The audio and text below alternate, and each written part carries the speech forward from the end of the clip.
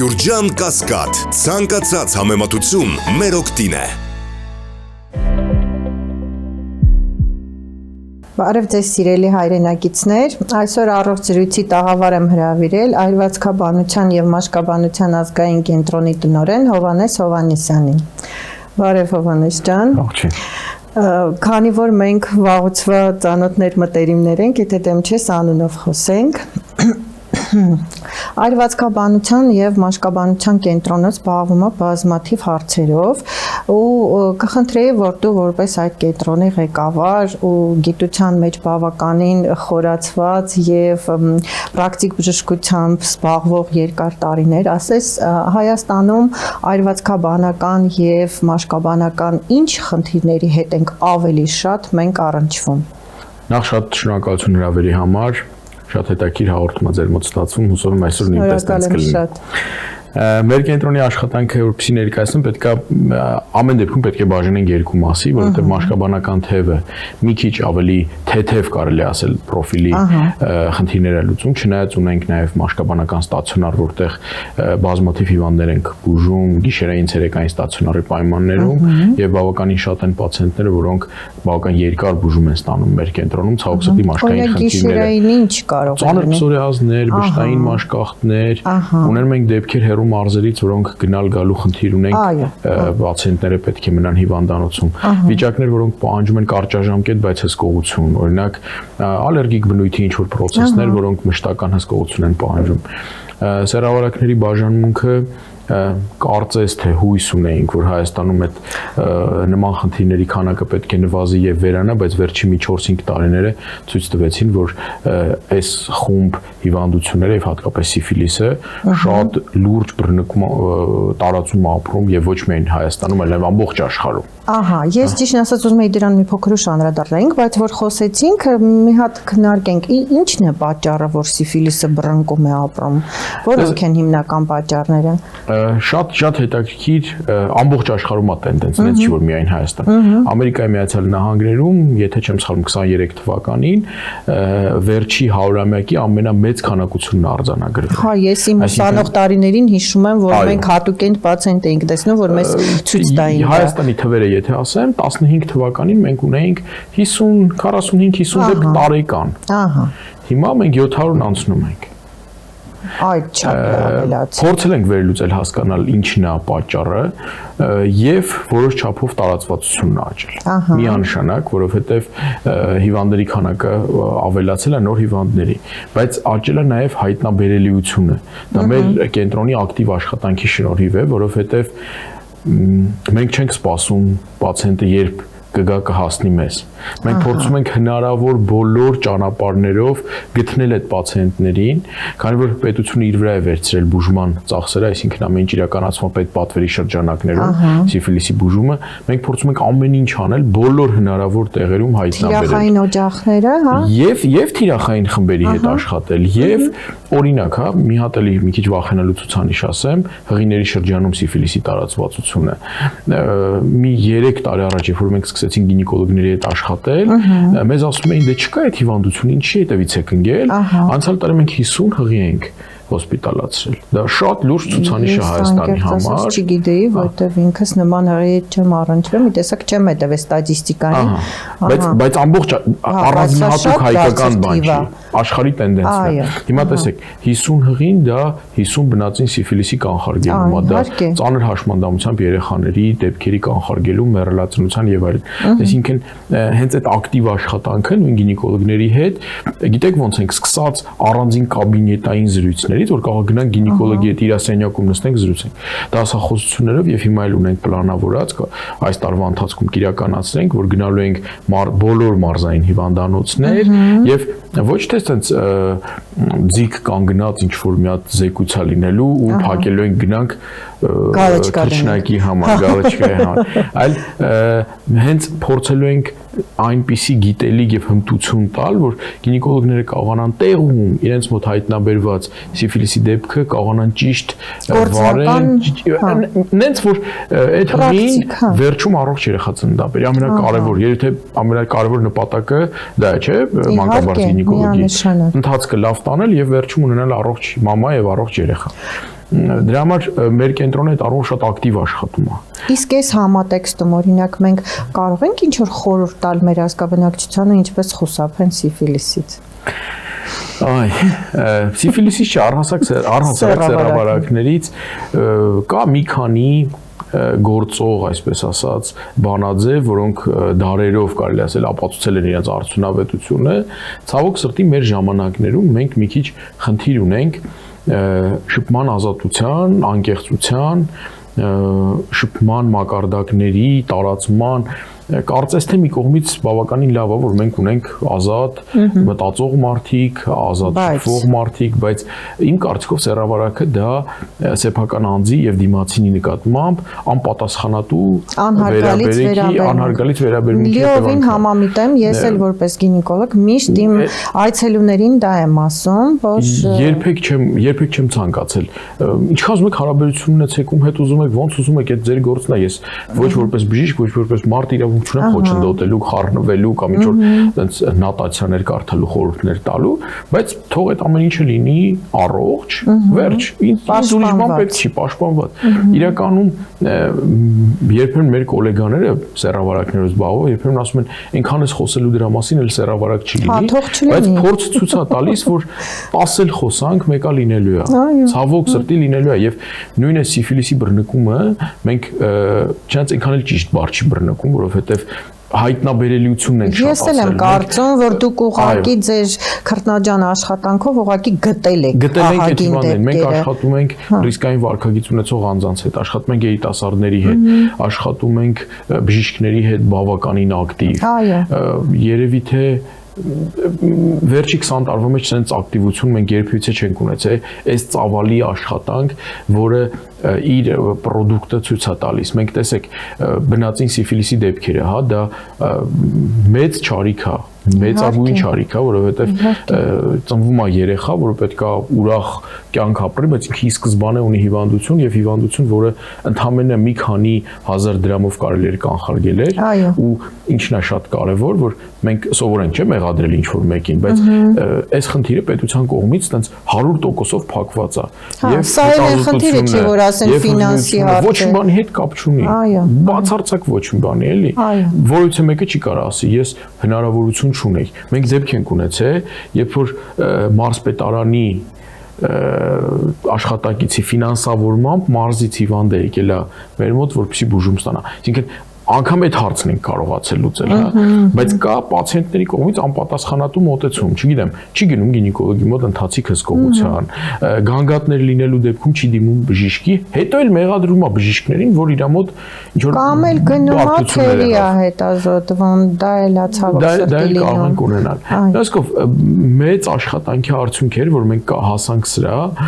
դեռ ցավոք սրտի, դեռ պահպանվում են բարձր ցուցանիշներ, բայց անգամ երբ որ ցուցանիշները սկսեն նվազել, մենք չենք թույլատնելու աշխատանքը, որովհետև ինձ թվում է Հայաստանում անգամ 50 դեպք սիֆիլիսը դա արդեն շատ է։ Շատ է։ Սա կարող մի քիչ ցած անպագորգոր հնչի, բայց ազգային անվտանգության խնդիր է, եթե մի բան ազդում է վերարտադրողական առողջության վրա, մանկության, երեխաների առողջության վրա, ես գտնում եմ, որ պետք է ագրեսիվ լինել, օրինակ, ես որպես մաշկաբան սեռավարական պետք է ագրեսիվ լինեմ այդ հարցում, ոչ թե թողեմ հանգիստ ցենց գնա ընթղա, ինչ կլինի, այդ ակնե չի էլի, թող ոչ մեկին չեմ ուզում լեղացնեմ, դե հիմա այսօր չգա, մի ամիս հետո կգա, մի ամիս հետո 3 ամիս հետո կգա։ Կոսմետիկ դեֆեկտ չի, հա։ Ստեղ պետք է այս խնդիրն է, որ պետք է շատ ակտիվ, ագրեսիվ հայտնաբերել, լուծել այդ պացիենտների հետ աշխատել։ Տեսեք, հասարակ մի բան ասեմ, բաժանմունքի վերանորոգումը ուղղակիորեն փոխեց դիմելիությունը։ Երբ որ գալիս էին պացիենտները քանդած պատերով ներկեր թափվում բան եւ պացիենտը գալիս է տեսնում ամեն ինչ նորմալ կահավորված եղեցի։ Հասկանալի է, դա նորմալ է։ Կողմից բարեհամբույր մոտեցում, ոչ մեկ չի պիտակավորում, որ այս սիֆիլիսով հիվանդը սենց անենց է։ Ու գիտեք, մի օրինակ էլ ձեզ բերեմ, մենք ունենք պացիենտ, որ լավ ասեմ, 50 քանի զուգընկեր է բերել հետազոտման համար։ Մի կողմից սա ասենց մանտիվա շշմելու թիվա, բայց մյուս կողմից ինչքան է վստահում մեզ, որ կարողացել է այդ քայլին գնալ։ Եվ այդքան մարդու մոտ շատերի մոտ հայտնաբերեցինք սիֆիլիս, բուժեցինք եւ հիմա ինչ ուզում են թողնել, այդ մեր գործը չի։ Բայց գոնե բերել է, որպեսզի լինենք, որպեսզի չտարածենք հիվանդությունը, խնդիրներ չառաջանան եւ այլն եւ այլն։ Դրա համար այս առումով կենտրոնը շատ մեծ ֆունկցիա է իր վրա վերցրել։ Երբեմն կարող է թողնել են մեզ որոշ բժիշկներ, որոնց հետ կարող մի քիչ կոպիտ խոսենք, երբ որ իրանք սիֆիլիս են բուժում, երբ որ գիտեք ոնց, եթե ճիշտ բուժեն, խնդիր չկա, բայց չէ, բայց ես կարծում եմ, որ բժշկության մեջ ամեն մեկը պետք է զբաղվի իր գործով։ Ես երբեք չեմ փորձի մանկաբարձ գինեկոլոգի խորհուրդ տամ հղիության վարման հետ կապված կամ հղի հետ ինչ որ հարցերով, բայց եկեք էսել թողենք այնց դարերով եկած բանա, հա, միշտ մաշկաբանները ու մաշկավեներաբանություն այդ արտահայտությունը որտեղից է առաջացել։ Սիֆիլիսը ունի մաշկային դրսևորում։ Այո։ Եվ հենց այդ մաշկային դրսևորումների պատճառով մաշկաբանները սկսել են զբաղվել սեռավարակներով ու տենց շարունակվել է։ Աշխարհի շատ երկրներում, իհարկե մեծ երկրներում իրենք կարող են այս թույլ տալ երկու տարբեր մասնագետներ ունենալ մաշկաբան եւ սեռավարակաբան առանձին, բայց մենք դեռ այդ շքեղությունը չենք կարող, որովհետև ունենք բնակավայրեր, որտեղ ընդհանրապես մեկ մաշկաբան ունենք, որ ծանրաբեռնված աշխատում է։ Հիմա մի հատ էլ իրան առանձնացնենք, չի ստացվի։ Իսկ խլամիդիայի հոնորեայի մասով ձեր տվյալներով դուք ունեք ինչ-որ տարածվածության ավելացում։ Տեսեք, մենք բավական ակտիվ աշխատում ենք առողջապահության համաշխարհային կազմակերպության հետ, ձեռավարկների դեմ պայքարի եվրոպական միության հետ, մի խոսքով բավականին ակտիվ համագործակցություն կա միջազգային եւ ԱՀԿ-ին պարբերաբար հաշվետվություններ են ներկայացվում եւ խլամիդիոզի եւ գոնորեա եւ մի քանի այլ սեռավարակների տարածման։ Հետաքրքիր է, որ այս բլոկում տենց պիկ չունենք, բայց դա էլ կարող եմ բացատրել։ Բայց ես սուբյեկտիվորեն նկատում եմ վերջերս, եթե տարիներ առաջ մենք այդքան շատ չէինք տեսնում խլամիդիա գոնորեա, վերջերս դա էլ եմ նկատում սուբյեկտիվ։ Ես ստատիստիկ տվյալ չունեմ, բայց իմ աշխատանքային փորձի ընթացքում կարծես թե հայտնաբերվում է։ Տեսեք, ինչն է հետաքրքիր, որ սիֆիլիսի դեպքում տեսեք ոնց ենք, մենք ագրեսիվ ենք։ Հա, խլամիդիան գոնորեան ես բացարձակ դեմ չեմ, որ գինեկոլոգը բուժի, բացարձակ դեմ չեմ, որ ուրոլոգը բուժի, չգիտեմ, նու սեքսապաթոլոգները եթե բուժում են, մի քիչ չի տեղավորվում, բայց էլի խնդիր չի։ Այստեղ գիտեք ոնց նա հարցը, երևի 20 տարի առաջ էինք այդ պրոյեկտը արել եւ կարծում եմ, որ արդեն ժամանակն է մեկ անգամ եւս անել, անգամ ընտանեկան բժիշկը պետք է իմանա գոնե թե ճիշտ խորհրդատվություն, որ ուղղորդի։ Այո, չէ, բայց ուղղորդել էլ չէ։ Հիմա պատկերացեք, վատ բան եմ ասում, կարող մի քիչ շատերի սրտով չի լինի, բայց երբ որ պացիենտը սիֆիլիսի դեպքում ինքը գիտի, ստեղ իրան անվճար կհետազոտեն, կբուժեն, ամեն ինչ կճանապարհեն տուն, իսկ խլամիդիոզի դեպքում ինքը գիտի մի հատ, ահա, ես պետք է գամ հասնեմ քաղաք, այդ ճանապարհի ծախսը, հետազոտվել է այսքան, բուժման համար էլ կլորիկ գումար, հետո մի հատ էլ հետազոտություն բան ու հələ մի հատ էլ կնոջս, մի հատ էլ սիրուհուս օրինակ։ Այո, բոլոր սեռական բավականին մեծ ինչ որ բան, բայց եթե ինքը կարողանա այդ նույն խնդիրը լուծի իրենց բնակավայրում, իրենց գյուղական ամբուլատորիան դա կլինի կամ իրենց քաղաքի, կարծում մենք կարողանանք ավելի շատ պայքարենք այդ հիվանդության դեմ։ Հիմա աշխարհում տենդենց կա, գնում են դեղորայքային կանխարգելման։ Օրինակ միավի դեղորայքային կանխարգելումը, այդ PrEP-ն ու PrEP-ը իրենց արդյունավետությունը ապացուցեցին եւ լայն կիրառվում են եւ կարծես թե հենց դրանով կարելի է բացատրել միավի որոշակի ստոպերը, որտեվ տենդենցիան շատացման շատ գազան գնում էր առաջ։ Բայց հիմա սիֆիլիսի, գոնորեա եւ խլամիդիոզի կանխարգելման համար դոքսի PrEP են առաջարկում, դոքսիցիկլինով։ Ես անձամբ դեմ եմ, բայց եթե դա ապացուցվեց, իմ դեմ լինելը բացարձակ ոչինչ չի նշանակում։ Այդտեղ նաև կունենանք անտիբիոտիկա ռեզիստենտականության խնդիրներ, ես շատ վախենում եմ այդ այսպես կոչված սուպեր գոնորեայի առաջացմամբ, բարեբախտաբար Հայաստանում դեռ չենք արձանագրել, չնայած ունենք եւ ցավոք սրտի բոլոր նախադրյալներն ունենք, որովհետեւ туриզմը զարգացած է եւ Հայաստան, Եվրոպա եւ Հայաստան տարբեր երկրներ, որտեղ ասես հիմա բավականին տարածված են եւ ասիական երկրներ շատ ակտիվ, որտեղ գաղտնիք չէ, որ որոշ երկրներում այդ ծառական ծառայությունների զարգացածությունը հասնում է ինչ-որ պիկային ցուցանիշների։ Վախենում եմ, որ այդ սուպեր գոնորեան կհայտնվի, որտեղ ունենալ հասարակագույն մի հատ հիվանդություն, որը ոչ մի բանով չես կարա բուժես, այդ ինչ որ կներեք համեմատության համար մասնագիտական իմպոտենցիա է, հա, դու գիտես ինչ անես, ոնց անես, բայց ոչ մի չես կարող անել։ Միջոց չի ազդում ոչ մի։ Այդ ահավոր բան է, ու իմ կարծիքով, եթե մենք դոքսիցիկլինն էլ մտցնենք այդ շրջանառության մեջ ու դոքսիցիկլինի նկատմամբ ստանանք կայուն շտամներ, բա հետո Չէ, սա իհարկե մտահոգվելի բան է ու լավ պետք է մտածել։ Մի կողմից, հա, սեռավարակները կկանխենք, միանշանակ, որովհետև ունեցավ կասկածելի հարաբերություն, դեղը հասանելի է, բայց սեռավարակից բացի ուրիշ բաներ ունենք, որի վիրուսային սեռավարակներ, ոչ մի ձև չի ազդի։ Ունենք հեպատիտ B ու C, հա, B-ի նկատմամբ պատվաստում արվում է, բաց են։ Ունենք սնկային խնդիրներ, որոնք Ուրոպլազման, միկոպլազման մի 20 տարի առաջ օրինակ կանդիդայի մասին ով կանհանգստանար, ով կմտածել։ Ես արդեն մոռացել եմ, թե որի երրորդ դեպքն է գալի կանդիդոզի, որը ստանդարտ բուժման չի ենթարկվում։ Վերարտադրողական առողջության մասով բակտերիալ վագինոզն էլ հիմա այնպես չի, որ շատ բուժվում է հեշտ ու ենթարկվում է, ասենք, բոլոր այն միջոցներին, որոնք որ մենք սովոր ենք կիրառել, իսկ դա էլ վերարտադրողական առողջության մասով բավականին խնդրահարույց է։ Հա, շատ պրոբլեմատիկ է։ Շատ հարցեր ու երբեմն, գիտեք ինչ, երբեմն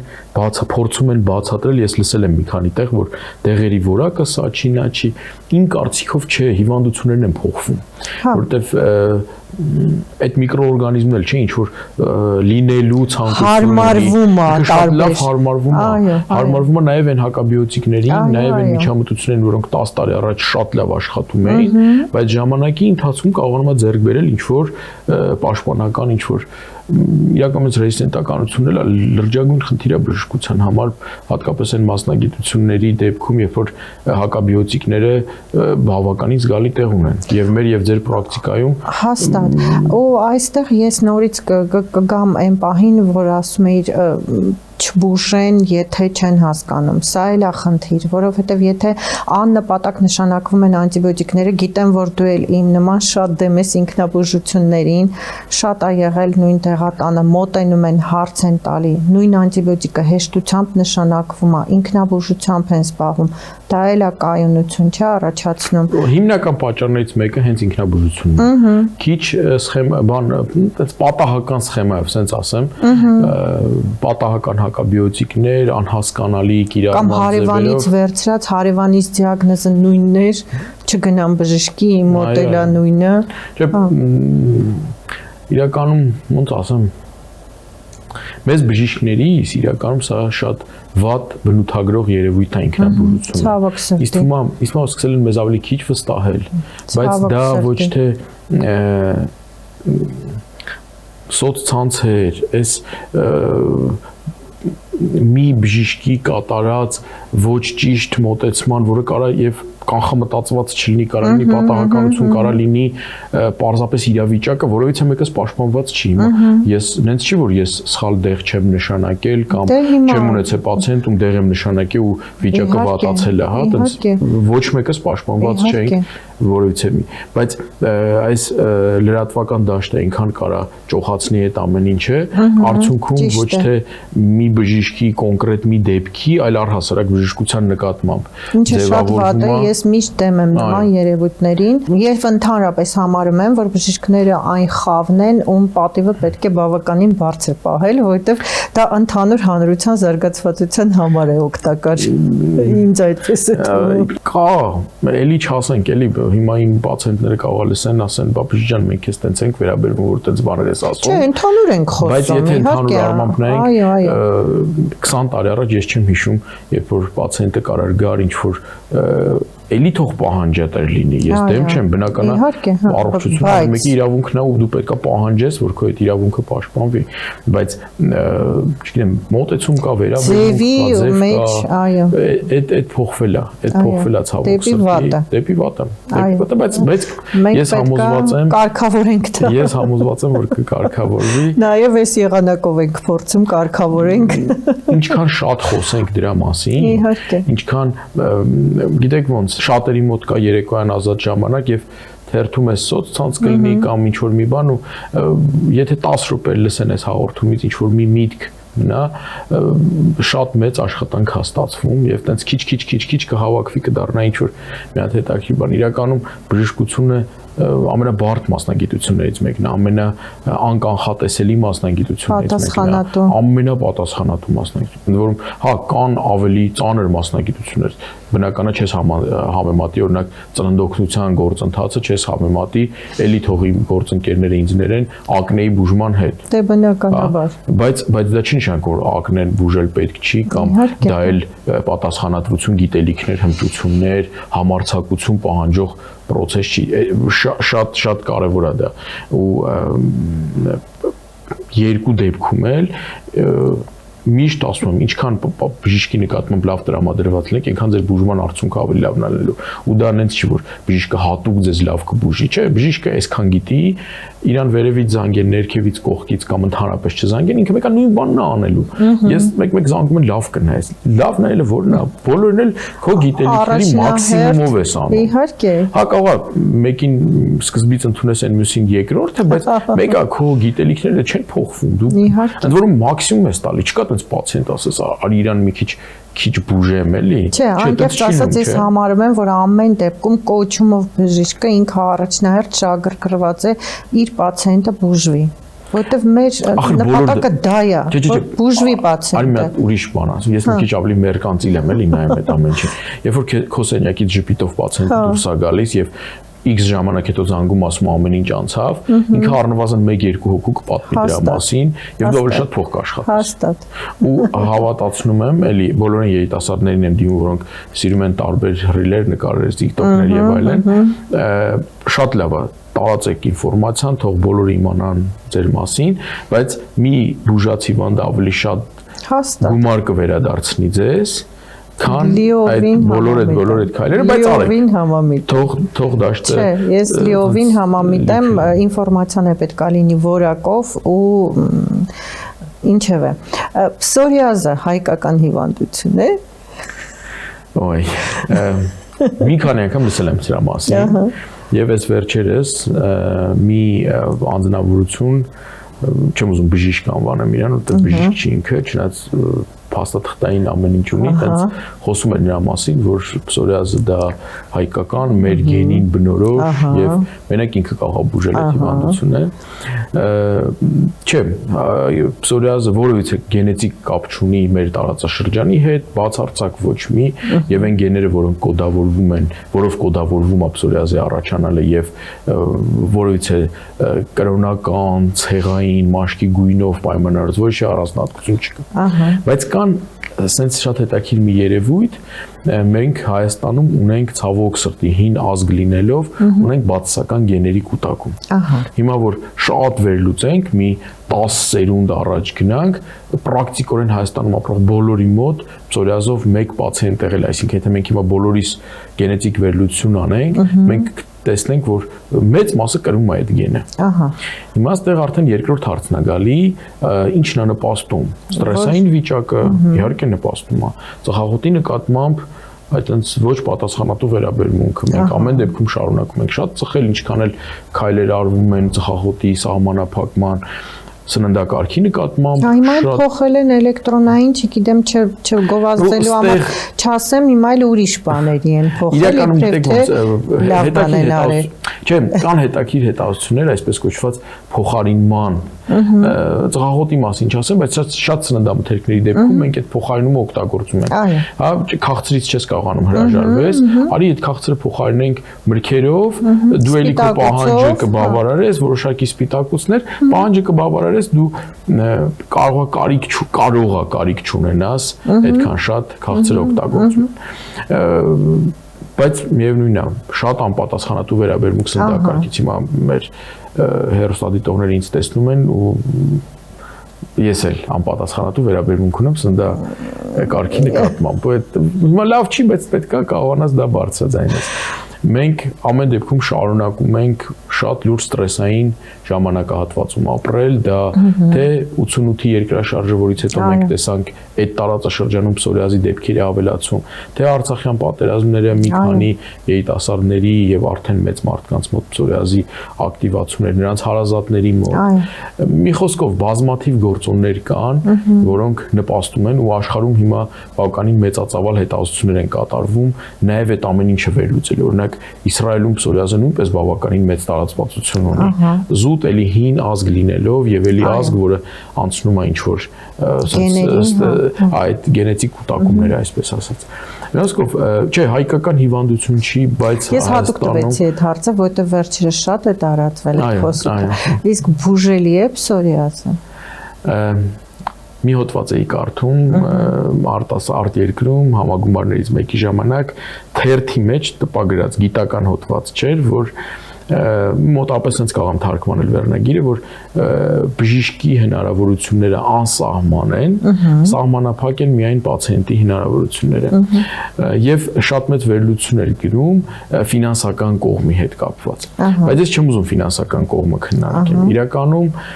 երբ որ մենք խոսում ենք պացիենտի հնարավորությունների մասին, խոսքը ֆինանսի մասին չի։ Կարող ես ծխախոտից հրաժարվել։ Այդ շատ մեծ բարդ խնդիր է։ Կարող ես քաշդ նվազեցնել, շատ լուրջ խնդիր է։ Կարող ես ստրեսը ղեկավարել։ Եթե այս երեքը քո մոտ ստացվի,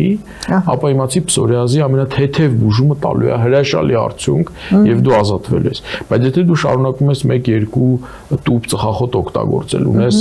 ավելցուկ քաշ եւ ստրեսային չնորմավորված կյանք, կոֆեինը, ալկոհոլը, գրգռող, եթե այդ ամեն ինչը կա, մի ակնկալի, որ քո պսորիազը կբուժվի։ Ավելի լավ է մի գնա բժիշկի մոտ։ Այսինքն ապրելակերպն է առաջնահերթ պետք փոխել։ Բայց եկեք տեսնենք միայն պսորիազ, չէ, շաքարային դիաբետ, հիպերտոնիկ հիվանդություն, այնքան հիվանդություն կարելի է թվարկել, որոնք ընդհանրապես ապրելակերպը կարգավորելով դու կարող ես հասնել ոչ առանց բժիշկի առողջ ապրելու կյանքի։ Նույն շաքարային դիաբետը իմիջայլոց առաջնային սկզբնական շրջանում էլի ապրելակերպով բավականին կոմպենսացված վիճակի լինի։ Կարելի է այնքան երկար դա տանել, որ վերջում դու կոպիտ ասած բժիշկի ձեռը չընկնես, բայց մենք նույն ծխելուց չհրաժարվելու այդ մեր անկարողությունը փոխարինում ենք նրանով, որտեղ հեշտ է այս դժվար կյանքում, այսինքն փորձում ենք ինչ-որ պարզաբանումներ գտնել ու վերջում էլի ֆռում գալիս ենք հասնում ենք բժիշկին, որ ինքը չկարողացավ իմ պսորիազը բուժի։ Դրա համար հնարավորություն ասելով ոչ թե ֆինանսական հնարավորություն, չնայած սա էլ մեծ նշանակություն ունի, բայց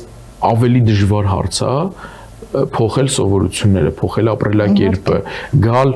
մտքով եւ մարմնով ավելի առողջ լինելուն եւ հետո արդեն պահանջել պսորիազի հարցը լուծել։ Թող գլուխ գովալ չլինի, բայց ես ունեմ բազմաթիվ հիվանդներ, որոնք պսորիազի հետ ապրում են միասին, բայց եթե դու իրանց հարցնես դուք ունեք հիվանդություն, են կասեն ոչ չունեմ։ Չի անհանգստացնում։ Չի անհանգստացնում։ Մեկի մոտ մի հատ այսքան կտով, հա, թող լինի ինչ է։ Կոմպենսացված այդպես ապրում։ Ու ամենակարևորը արդեն ադեկվատ կարողանում ես։ Եւ ունեմ ցավոք սրտի հիվանդներ, որոնց հետ միասին տանջվում եմ, բայց չեմ տանջվում, ես պատրաստ եմ իրանց ինչքանի պետք է երկար խորհրդություն անցկացնել, որ պսորիազի հետ միասին գնում ենք համառ դժվար sense մի հատ ճանապարհով։ Բժշկությունը շատ է զարգացել պսորիազի հետ կապված բոլոր այն ամենաժամանակակից մեթոդներին տիրապետում ենք։ Ես ձեզ վստահեցնում եմ, մենք ունենք եւ մոնոկլոնալ հակամարմիններով շատ թանկարժեք, օրինակ բուժում, որի 1 ամսվա տևողության արժեքը $1,000,000 դրամից ավել է, 1 միլիոն դրամից ավել է, բայց ունենք նաեւ պացիենտներ, որոնք նման բուժումներ են ստանում եւ շատ արդյունավետ, շատ առողջ ապրում են։ Ցավոք սրտի ունենք պացիենտներ, որ այդ բուժումը իրանց չի օգնում, դա էլ մի մարտահրավեր է, որի դեմ որով զբաղվում ենք, ուզում ենք հասկանանք դեպի ուր գնանք։ Միանձնով պսորիազը բավականին հաճախ հանդիպում է, բավականին մեծ տարածվածություն ունի Հայաստանում ախտորոշման հետ կապված ամեն ինչ ունենք, այսինքն բավականին հաճախ լինում է դեպքեր, գիտեք, որ գալիս են իմ մոտ պսորիազա, ստուգում ես, պարզումա պսորիազ չի, ու ասած ամբողջ կյանքը փոխվում է, 10 տարի ապրել է այդ պսորիազ մտքով, եկել պարզվում է ինչ որ չեմ ուզում ասեմ ավելի թեթև կամ ավելի ծանր, բայց ուրիշ բան է։ Դա չի։ Ու իսկ բուժման հետ կապված վերջի զարգացումները եւ լուսային բուժումը, որը հասանելի չէր ունենք, եւ հատուկ լազերներ, որոնք օգտագործում են, եւ դեղորայքային եւ ամենակարևորը, գիտեք ինչ ունենք, մենք ունենք մասնագետներ։ Ես մենակ մեր կենտրոնը չեմ ուզում ասեմ, ես ուզում եմ ասեմ մեր Հայաստանի Հանրապետության ամբողջ։ Մենք ունենք մասնագետներ, որոնք պատրաստ են ձեր հետ միասին այդ հիվանդությունը տանել առաջ, ոչ թե ձեզ թողել ձեր հիվանդության հետ։ Ես ընդհանրապես համարում եմ, որ Հայաստանում մենք շատ լավ բժիշկներ ունենք, ընդհանրապես շատ լավ բժիշկներ ունենք։ Իսկ մաշկային հիվանդությունների մասով ուղղակի կարճ, այսպես որպես խորհուրդ, դե հիմա շատ մոդ է, խնամքի միջոցներ, տարբեր ինյեկցիաներ, չգիտեմ, երիտասարդացնող քսուկներ, եսի մինչեր։ Դուք ինչ խորհուրդ կտաք որպես մասնագետ մաշկի խնամքի համար։ Շատ բարդ հարց եք տալիս, որտեղ որպես մասնագետ այնքան դժվար է այստեղ խոսել։ Տեսեք, մաշկի խնամքը մաշկային հիվանդությունների բուժման անբաժանելի մասն է։ Եվ սա շատ կարևոր սեգմենտ է, որին շատ մեծ ուշադրություն ենք դարձնում։ Արդյոք առողջ մաշկը կարիք ունի խնամքի։ Այո, առողջ մաշկը նույնպես կարիք ունի խնամքի, բայց այդտեղ շատ կարևոր է չափը։ Մենք ցավոք սրտի մեր պացիենտները, չէ, պացիենտ չէ, իրանք առողջ մարդիկ են, լրիվ առողջ մարդիկ են։ Իրանք չափն անցնում են, գնում են զո գովազդի, տարբեր դեղատնային ցանցերում, տարբեր քանակի, տարբեր ակցիաներով եւ այլն, այնց վերջում հավաքում են մի հատ մեծ անպիտան արկղ։ Այո, այնց արկղ եւ փորձում են իրենց մաշկը խնամել, բայց մաշկը առողջ է։ Առողջ մաշկը պահանջում է եթե ճարպոտ է ճարպազերծում, եթե ճարպոտ չի խոնավացում, պլյուս արևապաշտպան։ Օրինակ դեմքի մաշկը օրը քանի անգամ պետք է լվանալ ու ոնց լվանալ։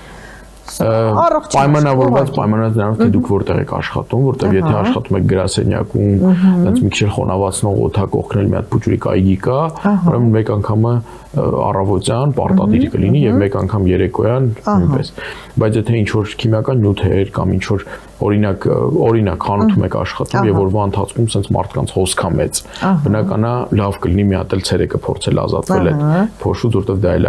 էլ կարող ազդեցություն թողնի։ Արևապաշտպան ցանկացած պարագայում անկախ բնույթից, աշխատանքի վայրից, իհարկե եթե դուք 24 ժամ այս տաղավարում եք ու լույսերը անջատած, արևապաշտպան պետք չի, բայց այս լույսը նույնպես նպաստում է մեր մելանոցիտների ակտիվացման եւ արևապաշտպան նույնպես պահանջում է։ Շատ լավ։ Այսինքն անգամ այս պայմաններում է դա պետք օգտագործել։ Ճարպազերծող միջոցների հայերի մեծ մասը ունի յուղոտ մաշկ։ Նաև պայմանավորված մեր սննդակարգով մենք քաղցր շատ ենք օգտագործում եւ այդ յուղոտ մաշկը, ճարպոտ մաշկը պետքա ճարպազերծել պարբերաբար։ Մի դեպքում դա կարող է լինի ամեն օր, մի դեպքում մի քանի օրը մեկ դա պացիենտը ինքը պետքա որոշի, մարդը ինքը պետքա որոշի։ Ճարպազերծելը օրինակ տոնիկներով, օճառներով, խնամքի համար նախատեսված ճարպազերծող օճառներ ունեն բոլոր բրենդները, որոնք Հայաստանում ներկայացած են գրպանի տարբեր չափերի համար։ Դե կանանց հիշեցնենք, որ շպարով քնել չի կարելի, ճիշտ է։ Վայ։ Շատ լուրջ խնդրեմ։ Որտեղ սա շատ կարևոր հարց է։ Այո, շպարը ես մի հատ գաղտնիք բացեմ, իրականում աղտոտված օդի պայմաններում շպարը բավականին լավ օգնություն է մեր համար, որովհետև պաշտպանում է մաշկը արտաքին այդ ազդեցությունից, բայց շպարված մաշկը դա էլի ժողովրդական բառ օգտագործենք չշնչող մաշկա եւ բոլոր այն նյութերը, որոնք պետքա դուրս գային մաշկի միջոցով, դուրս են գալիս են այդ պատնեշին կպնում են եւ մնում են մաշկի եւ շպարի արանքը։ Ինչ պետք է անեն, նորից ներծծվեն եւ վնասող իրենց ազդեցությունը թողնել։ Դրա համար շպարվել կարելի է, շպարից պետք չի վախենալ ոչ մի դեպքում, բայց պետք է շպարվել թեթև միջոցներ օգտագործելով, ոչ շատ խիտ միջոցներ օգտագործելով եւ իհարկե հենց մենք հասկանում ենք, որ ունենք հնարավորություն շպարից ազատվելու, պետք է մաքսիմալ շուտ դա անել։ Անկախ նրանից ինչքանով պրոֆեսիոնալ է դա արված, երբեք չի գալի դա թողել հաջորդ օրվա, դա կատաստրոֆա է, ունենում ենք դեպքեր, հետո ամիսներով փորձում ենք բուժել եւ շատ դժվարությամբ դուրս ենք գալի այդ վիճակից։ Այո, շատ լավ։ Ու մի հատ կարճ հարց, որ մեր մասնագիտությունների ստիկումա շատ խոսեցինք ակնեի մասին։ Հատկապես օրինակ դեռահասների մոտ ես շատ եմ հանդիպում, ոչ միայն դեռահասների պայմանավորված հորմոնալ խնդիրներով, ուստեղ մաշկաբանները ու գինեկոլոգները քննարկում են, թե ով պետքա բուժի ակնեն։ Հիմա մի հատ մաշկաբանի կարծիքը լսենք ակնեի մասով։ Տեսեք, շատ հստակ ուղեցույցը, ակնեի վարման եվրոպական ուղեցույցը վերջի, եթե չեմ սխալվում 24 թվականի վերահրատարակում էր, շատ հստակ ասում է հետևել հարցերը տուր պացիենտի, եւ եթե այդ հարցերն ինքը դրական է պատասխանում, այդ ակնեն մաշկային ակնե չի։ Հարցնում ենք դաշտանի հետ ունենք խնդիր եւ ունենք մազակալման խնդիր։ Նոր միջնա շատ հետաքրքիր, տեսեք, ոչ թե մենք գնահատում ենք ինքնուրույն դաշտանի խանգարումները, այլ պացիենտի կարծիքն ենք լսում։ Ունի, եթե ինքը ասեց հա, եթե ինքը գնահատում է, որ իր մոտ մազակալումը պրոբլեմատիկ է, ապա անպայման պետք է լինի գինեկոլոգ, ով կանցկացնի կոնսուլտացիա, ռեալ կգնահատի, մենք ստեղ ունենք խնդիր թե չէ, հորմոնալ ստատուսը կգնահատի, եթե կա խնդիր, բնականաբար սա գինեկոլոգի պացիենտն է, մաշկաբանը պարզապես կներես, մաշկաբանը պարզապես խնամք կորոշի, որովհետև անկախ նրանից թե դու հակաբեղմնավորություններով ես բուժում, թե բուժում ես մեր արսենալով, խնամքը չի փոխվում, խնամքը մնում է նույնն է։ Այստեղ ես որպես գինեկոլոգ ուզում եմ ասեմ, դա կփաստեն իմ բոլոր պացիենտները, որ երբ որ ես ախտորոշում եմ, որ դա հորմոնալ է եւ տանում եմ հորմոնալ բուժում, պարտադիր երկրորդ, երրորդ փուլում ես ուղարկում եմ մաշկաբանի մոտ, պարտադիր, որովհետև ստեղ մաշկաբանն էլ անելիք ունի, եթե նույնիսկ դա հորմոնալ է, այսինքն ստեղ արդեն ձեր մասն էլ դուք պետքա կողքից միանաք, որ մաշկային մնացած միանշանակ խնամքը հետագա վարումը, որտեղ դուք արեցիք, հանեցիք իրան վիճակից, իմ ուսանողական գիտելիքների այդպես վատը չէին, բայց ինչքանով ես հիշում եմ, շատ վիճակներ հորմոնալ խանգարումների վերջնական բուժվող եւ կարգավորվող են։ Այո, այսինքն դուք կարող եք բերել ոչ թե նրա, որ ինքը սաղ կյանք պետք է ինչ-որ բան անի, այլ կանոնավորվեց, ամեն ինչ կարգավորվեց, վերջ։ Ստեղից բնականա մաշկաբանը կշարունակի։ Բացի դրանից հորմոնալ պրեպարատների, օրինակ հակաբեղմնավորիչների ֆոնի վրա, այսպես ասած ենթամաշկի տակ թաքնված այդ ակնեները իրանք ոնց դուրս են գալի իհայտ, ու այդ կոսմետիկ մասն էլ, ասենք բուժական մաշկի բուժումը պետք է ապահովին միանշանակ, այսինքն ստեղ պետք է իրար հետ համատեղ աշխատել։ Առհասարակ բժշկության մեջ այդ համագործակցությունը շատ կարևոր է։ Միայն օգուտ պացիենտի է, բայց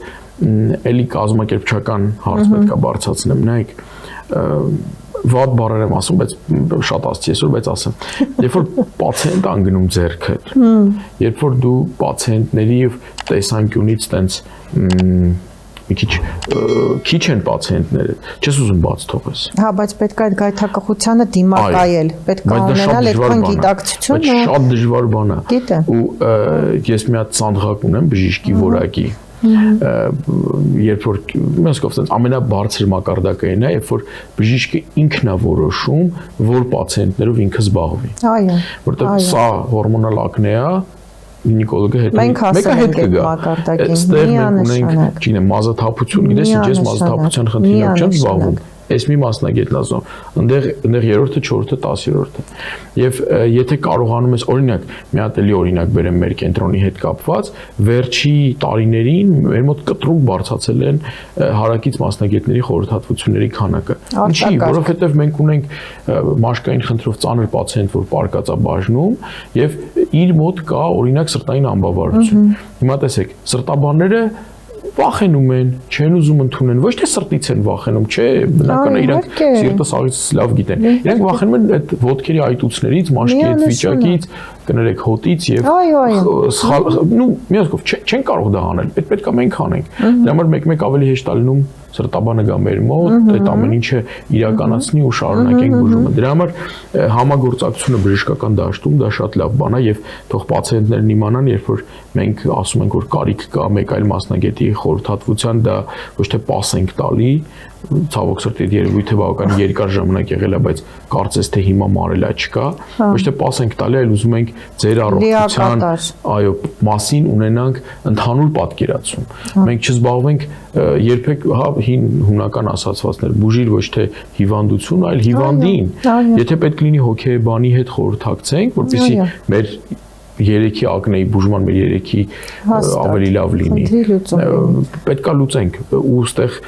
պացիենտը պետքա կարողանա ավելի adekvat գնահատել։ Բնական է, եթե դա գեղեցիկ արվում բժիշկի կողմից, եթե դա գրագետ բացատրվում է, որովհետև եթե ես չբացատրեմ, ասեմ, գիտես ինչ պետքա մի հատ գինեկոլոգ քեզ նայի, ես այցատեմ դեմքի բզուկներով մեկ ինչ գինեկոլոգի մոտ այնտեղ նորմալ ամեն ինչ։ Իհարկե, մատուցել է։ Մեր երեխան 14 տարեկան է, ինչ գինեկոլոգի մասին է խոսքը, հա։ Բայց եթե դու բացատրում ես, որ ստեղ կա կապ ու կա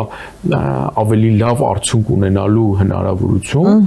ես չեմ պատկերացնում մեկը, որը քեզ չհասկանում։ Չէ, ես կարծում եմ, որ այո, եթե մենք ճիշտ ենք բացատրում, հիմնականում հատկապես հիմա շատ էլ լավ ընկալում են, հասկանում են, որ անհրաժեշտ է։ Մեր քիչ համացանցում ստուգում են, ուսանք մեզ էլ նայում են, դու էլ շատ հանրամատչելի ամեն ինչ բացատրեցիր։ Ես շատ շնորհակալ եմ մեր շատ լավ ու շատ առողջ զրույցի համար, կարծում եմ, որ մեզ դիտողները ահագին եզրակացություններ կանեն ու ճիշտ ինֆորմացիա կքավեն, որտեղ ամեն խոսքը արժեքավոր է։ Շատ շնորհակալ եմ։ Սիրելի հետևորդներ, հիշեցնեմ, որ իմ հյուրն էր արհեստաբանության եւ մաշկաբանության ազգային կենտրոնի տնօրեն Հովհաննես Հովհաննիսյանը։ Գյուրջան Կասկադ, ցանկացած համեմատություն մեր օգտին է։